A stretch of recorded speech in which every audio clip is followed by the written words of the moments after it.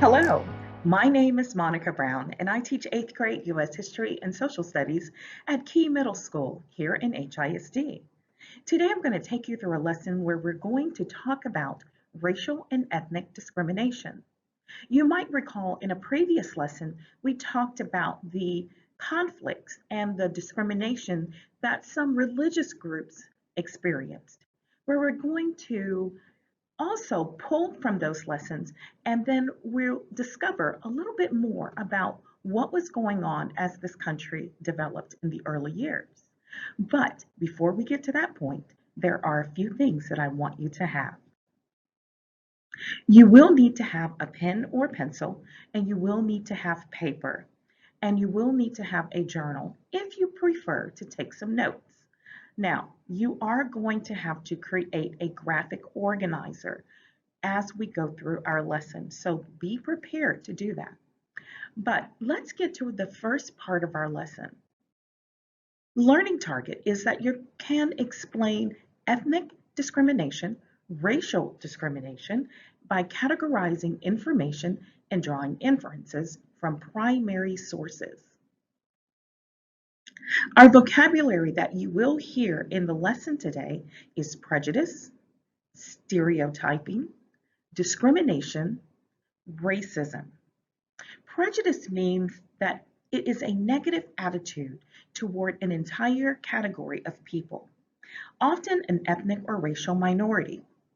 Stereotyping is a generalized belief about a group of people.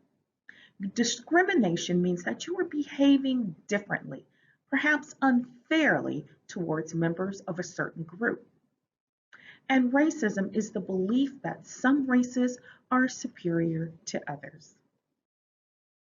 So here's your guiding question that I want you to consider today. You know, discrimination and prejudice often impact the rights and freedoms experienced by minority groups. When we talk about minority groups, we're usually talking about women, racial and ethnic groups, and other minorities. So here's a couple of questions to consider for today's lesson.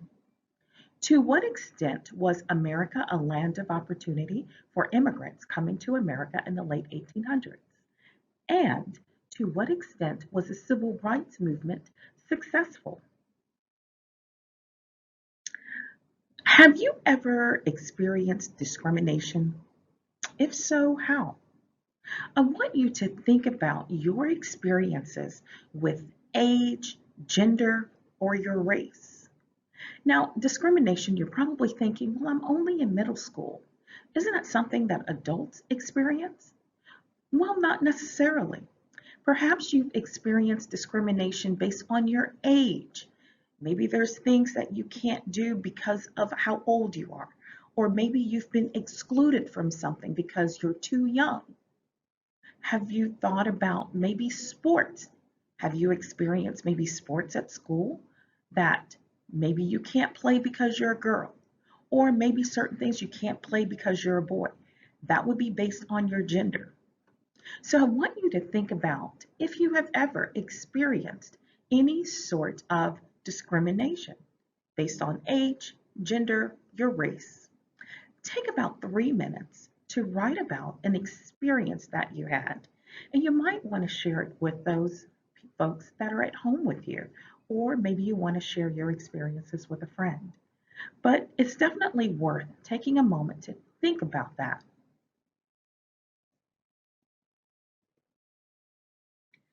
So have you ever thought about why are certain groups of people targeted? What causes people to fear or dislike groups, especially to fear or dislike groups of people that are different from them? People fear large groups of people who might gain power and are increasing in numbers. We most often do not fear or feel threatened by smaller groups of people that one feels can be dominated or overcome. As we go through the lesson, later on you will see that the attitudes in the early 1800s, as immigrants were coming here to this new country, they were experiencing discrimination, that they were disliked because they were coming in large numbers. And so As you begin to understand why people discriminate, it doesn't make it right, but it does help us to understand where these attitudes come from. You might remember in the previous lesson, we talked about conflict. Well, we had different groups of people that were experiencing conflict. They were experiencing discrimination. Well, conflict has sparked a movement of many groups of people. So sometimes people will move from one place to another in order to feel better or to escape these discriminatory attitudes. The early years of America consisted of people moving to escape or avoid conflict. It was one of the reasons our nation expanded. Religious and racial groups, such as Puritans, Mormons, and African Americans, these are examples of how these different identities in the United States attempted to solve those conflicts in the early years. Puritans, you might remember the Puritans. They were known as separatists, but they were a religious group in England. They wanted to purify the Church of England, if you remember, and make its practices and teachings simpler. They were persecuted for wanting to separate themselves from the church. To avoid the mistreatment they faced, they embarked on a journey across the Atlantic Ocean in search of religious freedom. Remember, being discriminated against is not just about your race or your age or your gender. Sometimes it can be about what you believe in, what your faith is, what your religion is. This group of people became known as the Pilgrims, and their journey was for religious freedom. You might also remember that we talked about the Mormons who traveled from the East Coast all the way to Utah. They were a religious group that emerged, and they had a unique practice in which they believed in having multiple wives. This caused them to be kicked out of several states, including New York, Ohio, Missouri, and Illinois. Eventually, they made their way to Utah, where they could practice free from discrimination, the religion that they felt was important to them. And then we also have African Americans who were enslaved in the southern states. The discrimination is probably like no other that we've had in our history. They embarked on a journey that took them north. We call this path the Underground Railroad.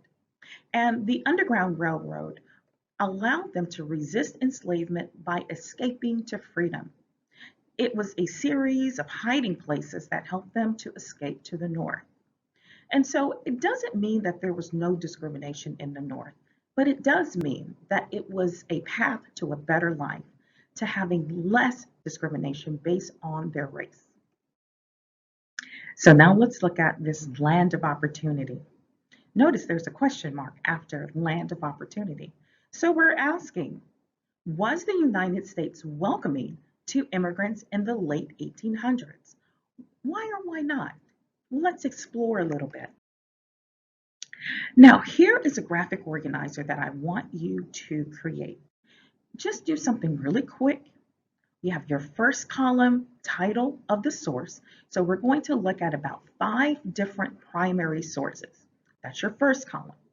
Your second column, you're going to tell me yes or no. You're going to let me know whether or not the land of opportunity for immigrants, was it a positive or was it a negative? Did they see this as a land of opportunity or did they not see it? And then you're going to tell me what evidence do you have from that primary source. All right, so now let's look at our first source. This is source number 1. The title is No Irish Need Apply Advertisement. Yes, this was actually an advertisement. This is a notice to contractors. This is a company that put out a notice to contractors looking for people to work for them. But there was one group that they did not want to apply. You might see that it is highlighted in yellow. No Irish need apply. This was a blatant message to people who were from Ireland, these were immigrants from Ireland, that this company just didn't want them working for them. So the notice tells you what the job is, but it's telling you also that if you are an Irish immigrant, you don't need to apply. We're not going to hire you. So in your graphic organizer, I want you to tell me, do you think that this showed that this was a land of opportunity? If you were an Irish immigrant, would you think that this was a land of opportunity? Would it change your mind about wanting to be here? So you tell me yes or no. And then tell me, what evidence do you see in this primary source that helped you make your decision? All right, let's look at source number 2. Source number 2 is called Americanization Schools Advertisement. I want you to take a look at this particular advertisement for a little bit, and then we're going to read a little bit about what this was all about.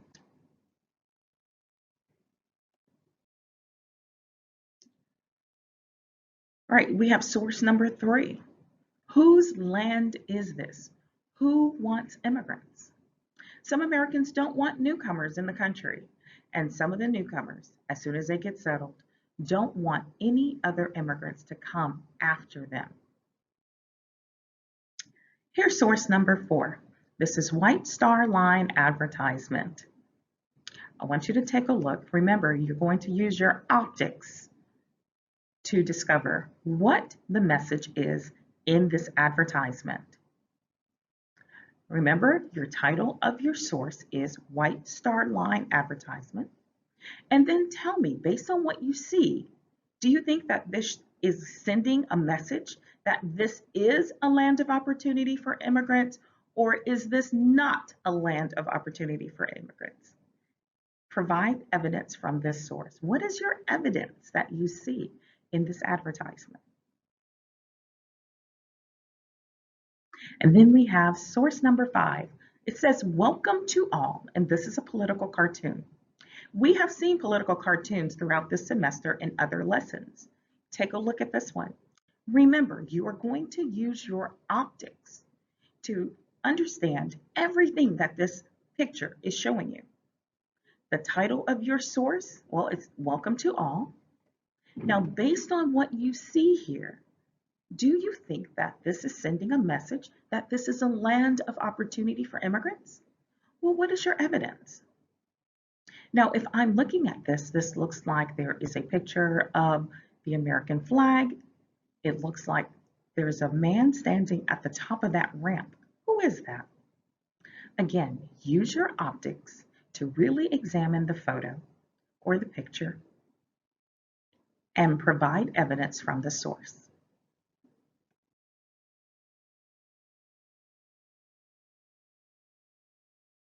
All right, here's something that I want you to consider. I want you to think about a dream that you have for yourself or for your future.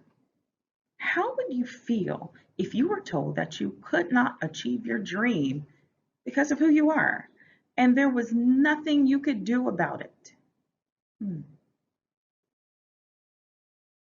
Well, there's a couple of things that we're going to explore in the second part of the lesson. We're going to look at this idea of Jim Crow. Jim Crow were a set of laws that made it almost impossible for African Americans in the country to get ahead. So your first question is, who or what is Jim Crow? Now, before you try and answer, I'm going to show you some photographs. I will not tell you which photograph is an example of Jim Crow and which is not. This is when you're going to use your inference, okay? Now, let's look at the images and let's find some similarities. What do the two pictures in the slide have in common? And then I want you to write down your ideas on your paper. We're going to look at photo A and photo B. So let's take a look at these photos. All right, here is photo A. I want you to, again, use your optics. What do you see in this picture? Let's look at the picture on the left. Remember, we are talking about discriminatory practices called Jim Crow. Now, you don't know if this is a person or if these are laws. I'll go ahead and tell you that these were basically a set of laws.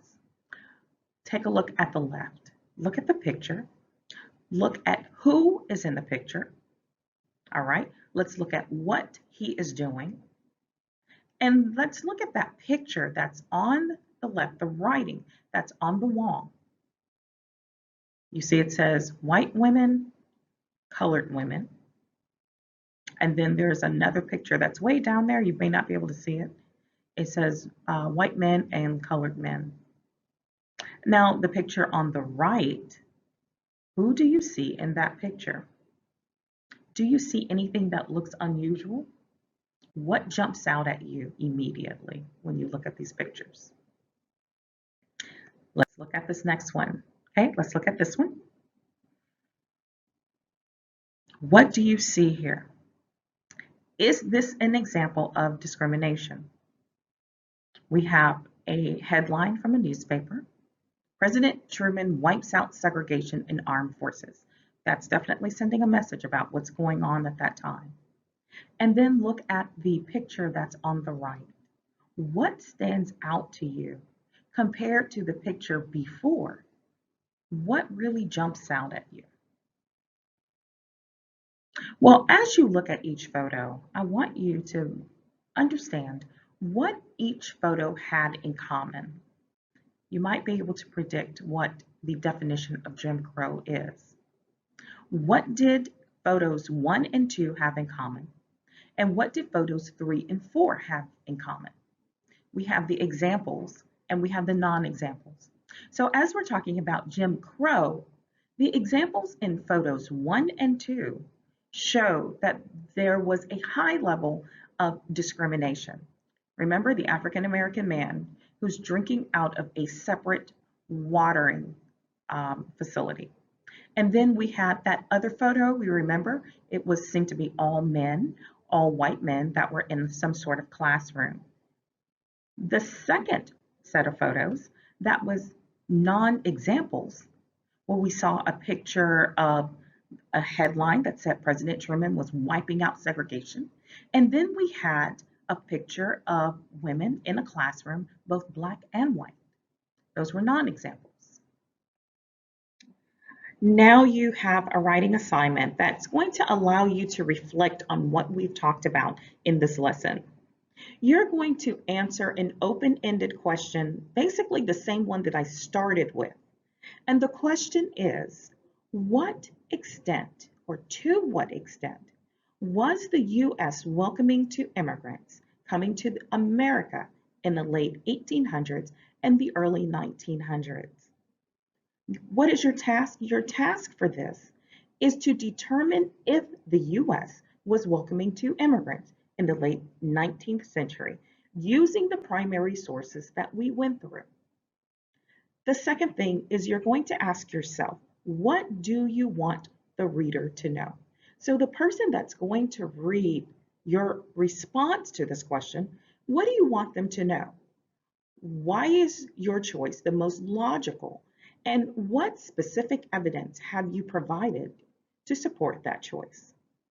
Remember, I want you to think about how you are making your choice. What is the most important evidence to you? What evidence provides the strongest argument? Is there one piece of evidence that negates the others? You have about 10 minutes to complete this assignment. Well, thank you so much for joining me today. I hope that you walk away from this lesson understanding about the early conflicts and the early challenges that many people dealt with when it came to discrimination. I'm Monica Brown. I teach 8th grade U.S. History and Social Studies at Key Middle School. Goodbye.